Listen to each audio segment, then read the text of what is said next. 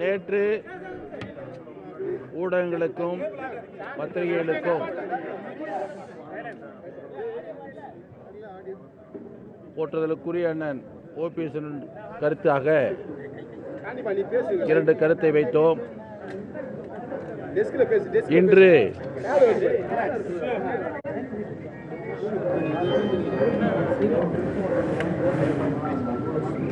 திரு வைத்தியலிங்கம் அவருடைய தலைமையில் பேச்சுவார்த்தைக்காக ஒரு கமிட்டி அமைக்கப்பட்டு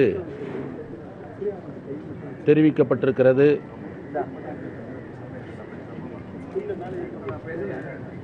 கழக தொண்டர்களுடைய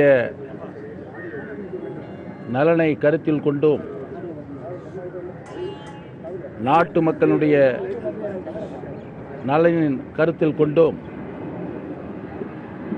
எங்களுடைய மரியாதைக்குரியும் போற்றுதலுக்குரிய அண்ணன் ஓபிஎஸ் அவர்கள் நாங்களும் பேச்சுவார்த்தைக்கு ஒரு கமிட்டியை அமைக்க இருக்கிறோம் என்பதை தெரிவித்துக் கொள்கிறோம்.